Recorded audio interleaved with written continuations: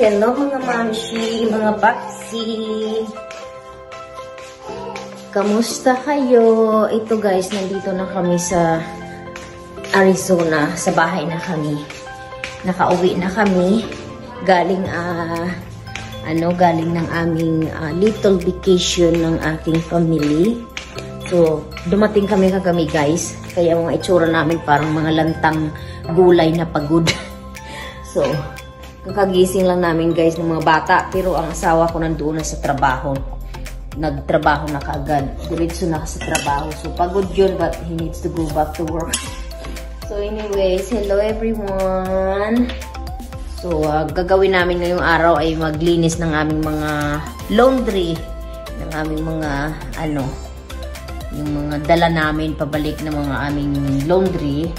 Then, mag-cleaning kami ng sasakyan. So, ayan, yun ang plano namin ngayong umaga, guys. Maglo-laundry at mag-car wash. Hindi ko nga rin in-include yung pauwi namin dito, guys. Hindi ko na binalag kasi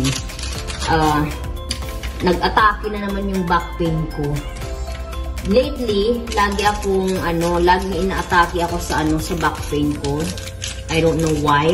Siguro part rin yung nung pagbiyahe namin na ang tagal-tagal na nakaupo guys. Kaya inatake uli ako na naman ng back pain ko. Kaya hanggang ngayon masakit pero kailangan kong kailangan kong magtrabaho dito sa loob ng bahay. So yun ang gagawin namin ngayon. Laundry, mag-car wash. So, balik duty na naman tayo, guys. Balik buhay nanay na naman tayo. Gawa dito, gawa doon. Ganon. So, balik duty na naman ang aking duty ngayong nandito naman. Ngayon, nandito na kami, guys. Tapos na ang bakasyon. So, yep. So, kakain muna kami, guys, ng breakfast.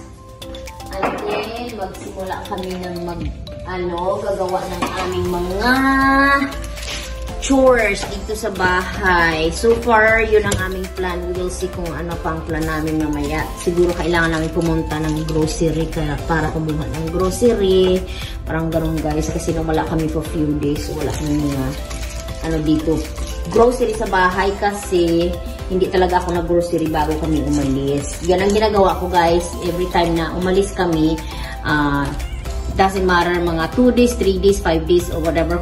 Every time na magbakasyon, in-empty namin yung aming refrigerator. Make sure we don't have anything na yung parang mabulok while we are gone. So ayan. So, kailangan ko mag-grocery mamaya siguro guys. So kakain muna kami guys ng aming breakfast. And see you in a bit. Guys, hurry up! Eat breakfast. We're gonna do cleaning our car. No! Yep, that's what our job for today. Cleaning the car, right? Gretchen? Tingnan. Itsura ng anak ko. Hindi pa nakasuklay. Nako, you guys look like a mess. Gretchen. Tingnan mo yung buhok mo. Look. Gretchen, look at your hair. Did you even look at yourself in the mirror? Yeah? No, I just made her messy. Parang mga lantang gulay kami, guys. Ay. Mommy? What happened? Aya? Mommy, can you have me a paper towel? Sure. Okay. Ay, nako. We have to comb your hair soon as soon you are done with your breakfast, okay? Yeah, you guys want some bacon too? Alright. Well, you said you want the noodles. Anyways, okay. I want bacon and noodles. Okay. Alright. I want noodles and not bacon. Just noodles? Yep. Naku, but you guys already have waffle and strawberry, now bacon and noodles? Oh boy. Okay. I don't want any bacon. Okay, well you don't have to. But you want the noodles? Can you have my strawberry? Ang init guys. Uminit na. Late na rin kami nakaumpisa.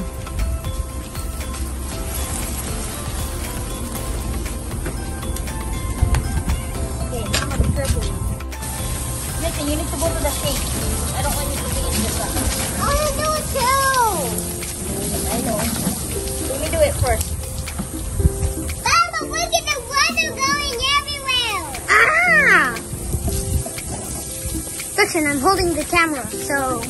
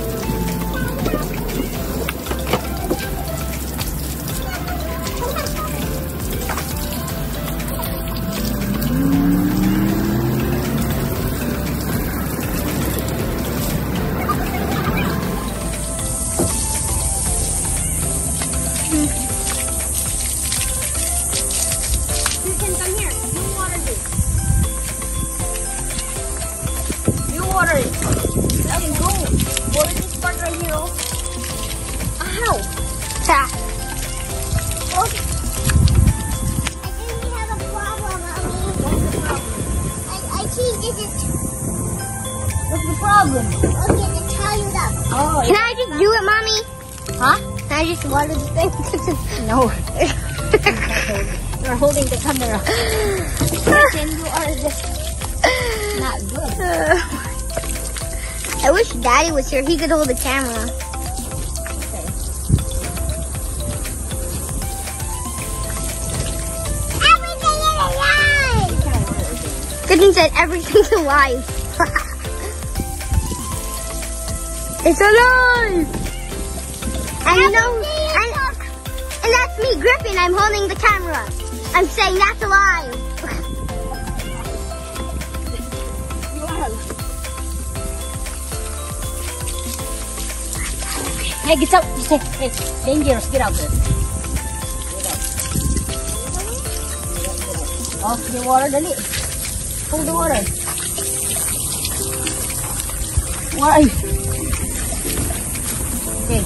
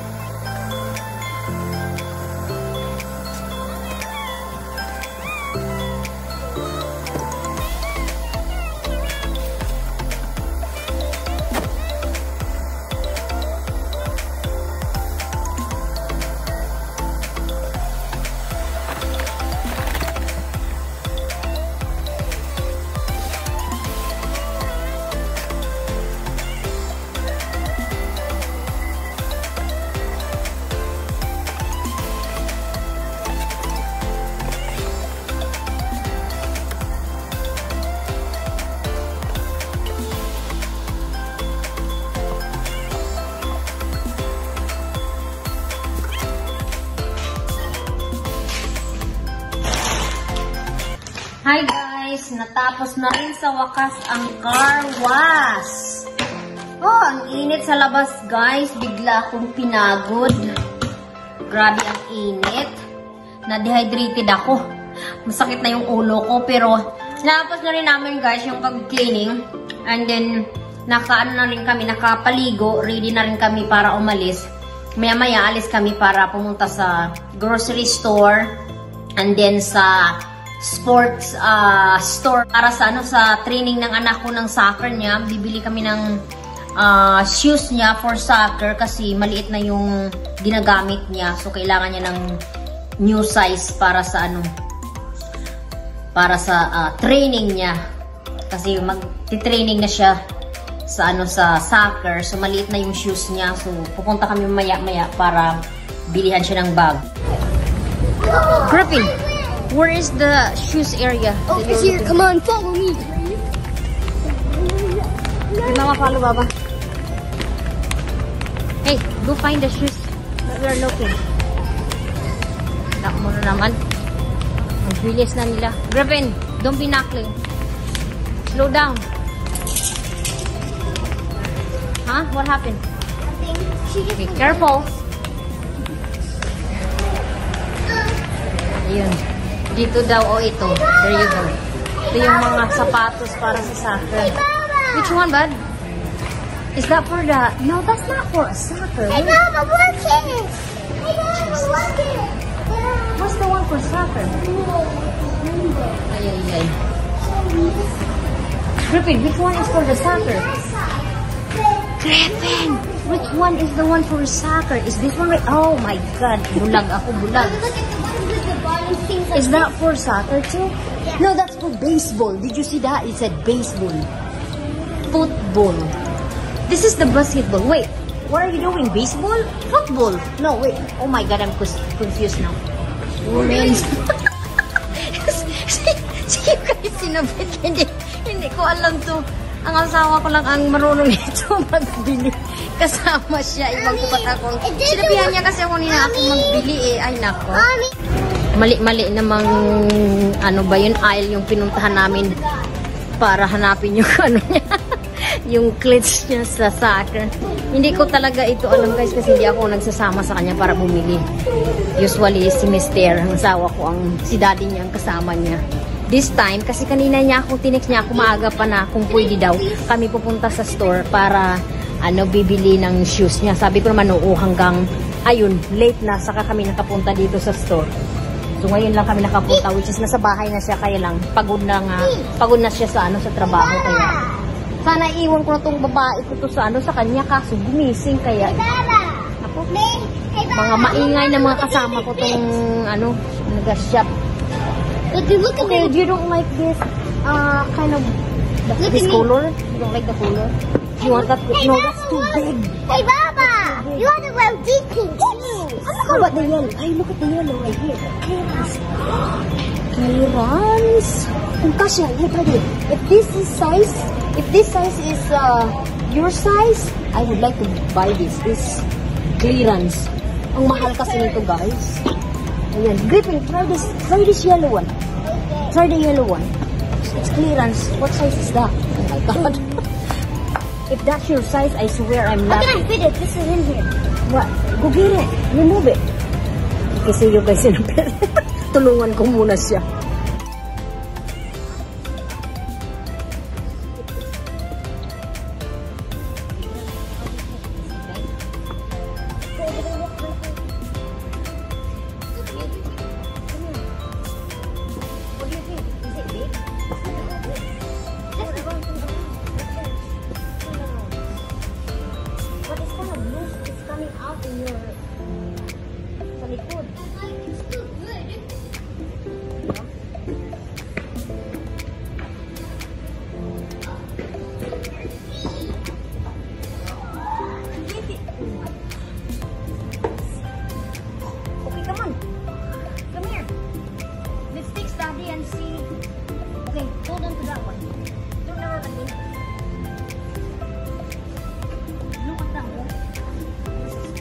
Oh my God.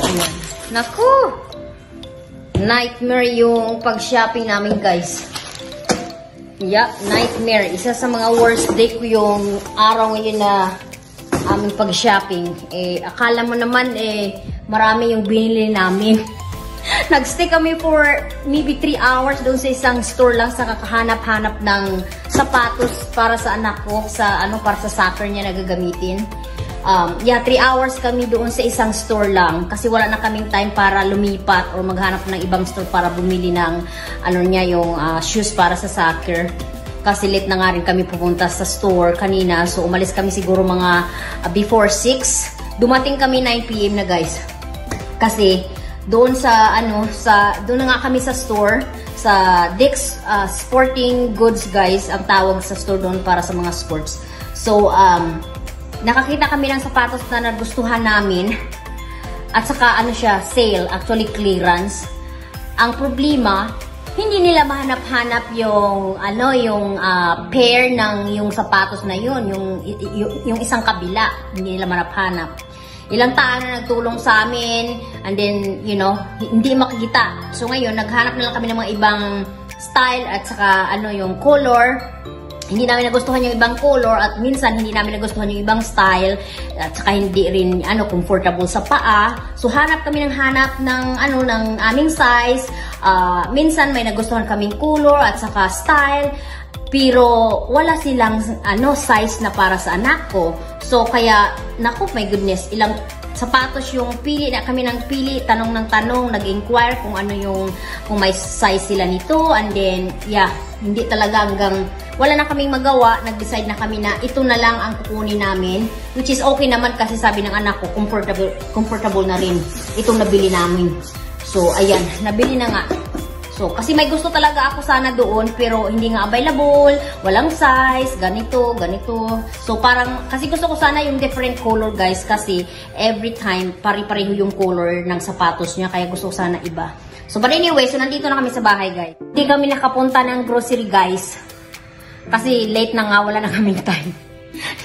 Sabi ko, ayaw ko na mag-grocery kasi 9 PM na, very late na. So, ang ginawa namin, dumana lang kami sa store na makabili ng pagkain na ready to. Ito na lang yung kakainin namin for dinner. Wala na rin akong time na magluto na naman. Hindi na naman ako nakaluto. So, anyways, so ito, magkain muna kami ng dinner namin, guys, kasi late na at kagutom na yung mga kasamahan ko. So, anyways, yun na lang muna, guys. Kakain muna kami ng dinner. 11:43 na pala dito sa amin. Almost midnight na. Tatapusin ko na lang itong laundry na hindi ko natapos i-fold kanina. And then, matulog na kami, guys. So, mag-in na rin kami maya-maya ng ating vlog. Pero ipakita ko pala sa inyo, guys, yung sapatos na nabili namin kanina. Ito yung nahanap namin. Ito yung napili namin dahil yung isa sa mga nagustuhan namin kasi gusto ko sana i-change yung color kasi every time na bumili kami ng ng sapatos niya, parang kung hindi black, blue and black. So gusto ko sana ibahin ang color kaso yung nagustuhan namin walang available na size para sa kanya, and then yung isa missing ang isang kabila at hindi makita-kita. So anyways, so nag-search ulit kami, hanap ng hanap para makakita ng size para sa kanya. So ito yung nakita namin, guys. At saka okay na rin daw ito, sabi ng anak ko, kasi comfortable naman daw sa paa niya. So yun ang mas importante na kailangan, comfortable sa paa niya kasi panggamit ito sa soccer. So palagi kayong nagtatakbo at nagkikick ng mga bola, parang ganun. So kailangan comfortable sa paa. So ito daw, okay na daw ito sa kanya. So ayun. Ayan, tapos na yan, guys. Wala nang problema kasi nakabili na kami ng bago. Kasi maliit na kasi yung yung the last time na ginamit niya. So, every season parang bumibili kami ng bago. Kasi mabilis lumaki yung mga paa ng mga bata ngayon. So, anyways, so tapusin ko na lang itong itong laundry, and then matulog na rin kami, guys. So, mag-i-end na tayo ngayon sa ating vlog sa araw na ito. Sana nagustuhan nyo ang aming vlog for today. And see you next time again sa susunod naming vlog. And take care, guys. God bless and bye-bye!